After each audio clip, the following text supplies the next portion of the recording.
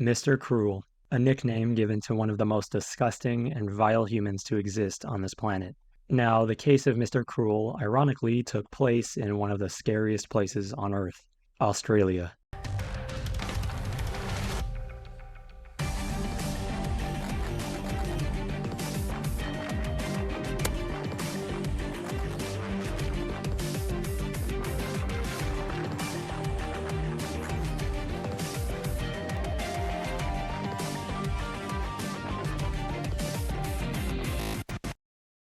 On August 27th of 1987, in a small town in the suburbs of Melbourne, Australia, a man and woman had just put their 11-year-old daughter and 7-year-old son to bed. It was getting late, and they themselves were getting tired after a long day's work, so they turned off the lights and eventually went to bed. It was just another normal Thursday night for the family. Around the late 1980s, Melbourne was known for being an extremely safe place for people to live in. It was even referred to as the most livable city in the world by many, which made what happened later that night a complete shock to everyone living there.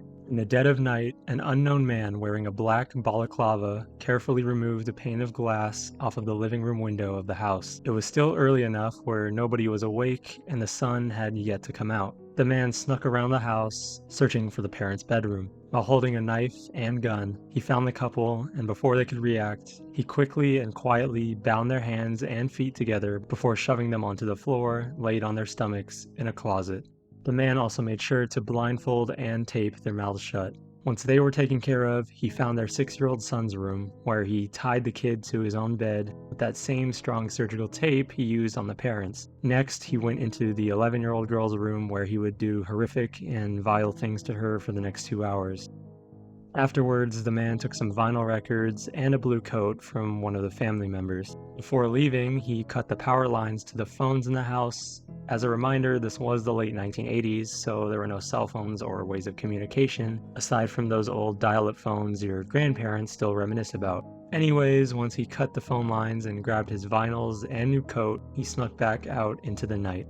The parents got free sometime later and contacted the police. When they arrived, the girl told police that the man had actually used the phone before he cut the lines. It sounded like he was talking to someone on the other line. She noted that it sounded threatening, almost, with the man telling the other person, who he referred to as Bozo, to quote, move their children or they would be next. Thinking they had a lead, Melbourne police checked phone records to get any bit of information on who he was talking to. Weirdly, they found no calls. The last one made was one prior from the actual family, and no calls were made that night. This began to spark a terrifying realization that would only spread fear among the residents of Melbourne in the near future. This man that carried out a heinous and truly disturbing act was not only methodically careful, but terrifyingly clever and smart. The call was just a farce. A red herring to throw off investigators that were searching for anything to go off of. He was very careful with his methods of entry, leaving almost no clues as to who he really was. The only piece of evidence that could tie to the man's identity was the type of knot the man used to tie the parents up. It was commonly associated with the kind of knots sailors in the ocean would use for work-related things. Though this wasn't the biggest piece of evidence that could have helped detectives, it was still something that could definitely tie back to the man and his true identity. 1 year later, just 2 days after Christmas of 1988, Mr. Cruel would strike again. At roughly 5:30 a.m., wearing blue overalls and a blue balaclava, he broke into the Wills family home through the back door. Wielding a handgun and knife, he forced the parents into being bound with copper wire. He also gagged both of them. The father, John, tried to resist, but when a guy is pointing a gun at you, you're not exactly in the best position to fight back. The masked man told John, quote, "Don't be a hero." Both parents were now laid down on their stomachs, blindfolded with their mouths taped, hands and feet bound, identical to the first case. Even the same type of knot was used. The man then told the parents that he was only there for money. So he went into the parents' bedroom, grabbing 35 Australian dollars off a table. While he wandered the house, cutting phone lines to buy him some time, he eventually ended up in the room shared by the 4 Wills daughters. Still unaware of what was happening, Sharon Wills, the oldest daughter, at only 10 years old, was woken up, blindfolded, and gagged, similar to the parents. The man picked up some of her clothes before walking out with her into the early morning. About 15 to 20 minutes later, the parents finally broke free of their restraints, running to check on the kids, before coming to the horrifying realization that one of them was missing. John, the father, ran over to his neighbor's house to use their phone to contact the police. While waiting for the police, John couldn't just sit there, so he ran around the neighborhood in hopes that he'd find Sharon somewhere nearby. Unfortunately, he wouldn't be able to find her. Just over 18 hours later, right after midnight, a woman was walking down a road close to a local high school when she noticed something odd. It was a small figure standing on the next corner of the road. She quickly walked over, realizing what she was seeing. It was a child, wrapped in green garbage bags, just standing there. The child told the woman her name was Sharon Wills. The man that had taken her left her there, telling her to go home. The woman was stunned and worried for the child, so she called the police, who soon showed up to the scene, ready to take her back to her parents. Sharon was now safe, though obviously traumatized, and police needed her to tell investigators what happened over those 18 hours to hopefully get any new information about the man. Sharon gave very unexpected details. She was fed a Vegemite sandwich, milk, and lemonade when she was in captivity. Sharon reportedly heard loud sounds of planes flying overhead frequently while she was under his watch. The planes had to have been flying relatively low, meaning she was held somewhere near the local airport. Right before the man dropped her off near the school, he gave her a bath, which is creepy to say the least. He clipped her nails, brushed and flossed her teeth, among other things. The bath could have been an attempt to wash away forensic evidence investigators could have used to track him, though there's no real way of knowing. When Sharon was dropped off, she was only covered in various garbage bags, and her clothes must have been taken or thrown away by the masked man. Sadly, Sharon was unable to detail anything about the man's appearance because, well, he was careful. Sharon had that blindfold on since she was taken. Police still had basically nothing to go off of. Small mentionings of what was happening in the Melbourne area began to spread, and the nickname of the Hampton R-word started to form. The city of Melbourne would be quiet for a couple years until Mr. Cruel would go on to make his third attack. He would target a relatively wealthy family next, living southwest of the previous two families in another suburb. The Lynas family lived in a nice part of town, close to many politicians and important people. Security was thought to be, well, good, though I wouldn't be mentioning all of this if it actually was. The Lynases were planning on moving back to their home country, England, pretty soon. They came to Australia for business reasons, and because of the reputation Melbourne previously had for being a safe environment, they figured it would be a nice place for their children to live in for the time being. On the night of July 3rd, 1990, Brian and Rosemary Lynas attended a farewell party meant for them to celebrate and spend time with the people they met in Australia. They left their two kids, Nicola and Fiona, at home while they went out partying. At the time, Nicola was 13 years old and Fiona was 15. Their parents assumed they would be okay for a few hours since the neighborhood was safe and in a good part of town. They couldn't have been more wrong. Just before midnight, Mr. Cruel broke into the Lynas family home while Nicola and Fiona were asleep. He quietly crept into their room and yelled at them to wake up. Holding a gun and knife, as always, he ordered Nicola to go into another room and grab her school uniform while he went on to tie up Fiona on her own bed. Unfortunately, there was little they could do to fight back at all, so they just listened. The man told Fiona that her father Brian had to pay him $25,000 for the safe return of Nicola. He then grabbed Nicola and left using the rental car the family had parked out in their driveway.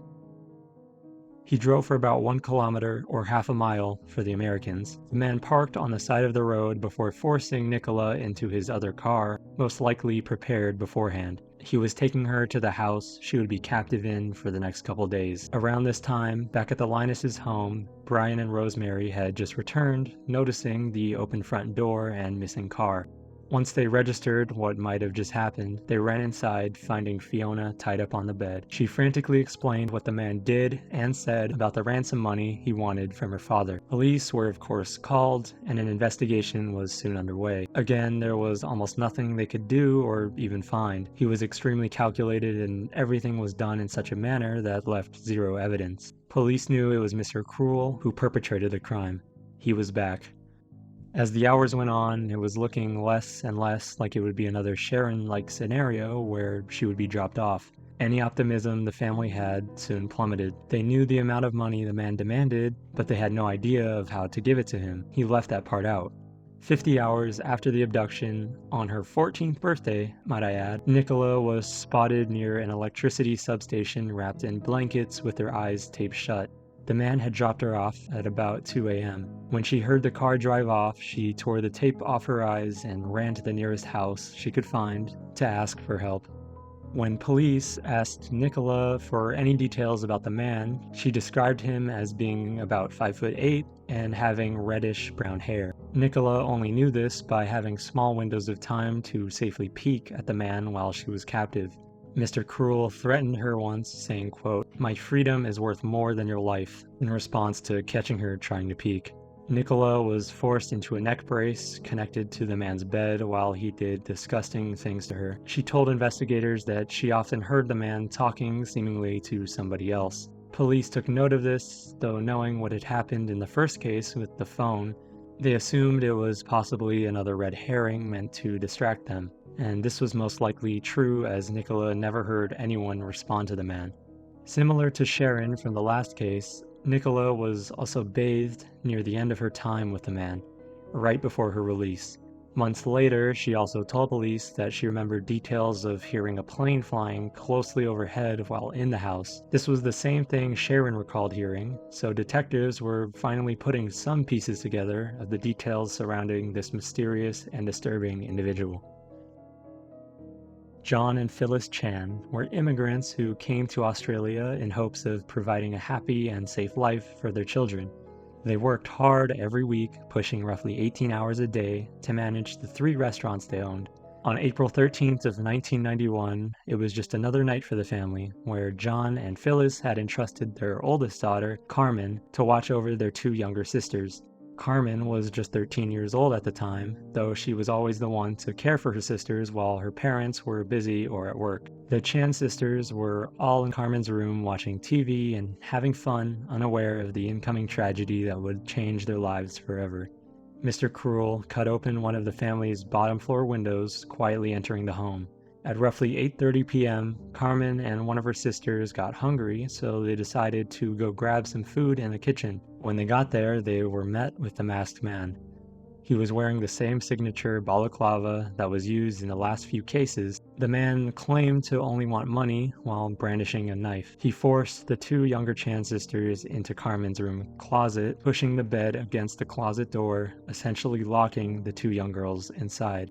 After, he'd grab Karmein, walk her out the kitchen's sliding door, and make off into the night. Only a few minutes later, the locked-away sisters broke free and managed to push open the closet door. They immediately called their father, who was busy working at one of their restaurants. In complete shock that one of his daughters had just been kidnapped, he rushed to call the police. When the police arrived at the Chan's family home, they instantly knew who had done it: Mr. Cruel. Seeing how empty the house and even driveway looked, they figured the man had been watching, waiting for the opportunity to strike. Phyllis Chan, the mother, had her car tagged. On the side of the car had the words, "Payback, Asian drug dealer, more to come."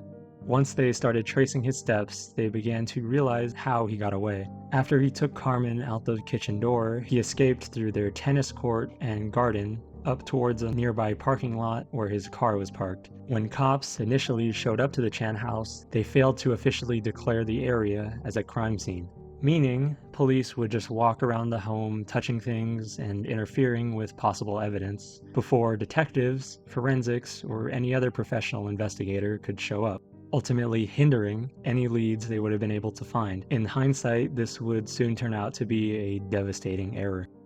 Days turned into weeks, which turned into months of waiting for anything regarding Karmein's whereabouts. Throughout this time, police started to look into the Chans and if they had any criminal connections, due to the writing on the card that the man left behind. They failed to find anything, however, and as time went on, they started to realize this may have been a complete fabrication, another red herring left by the man who had gone on a disturbing crime spree over the last few years. There was a $300,000 reward for anyone with information about the whereabouts of Karmein Chan, though it would take 1 year before the family would receive any answers about what happened to their missing daughter. In early April of 1992, a man was walking his dog through a small creek in his local area when the two noticed something strange poking out of the ground.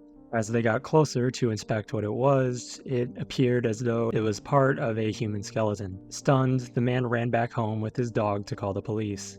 Soon, through forensics, they confirmed that the decomposed skeleton was in fact Karmein Chan. There was evidence of 3 gunshot wounds in her skull, which was estimated to be close to a year old, meaning this was done relatively soon after her abduction.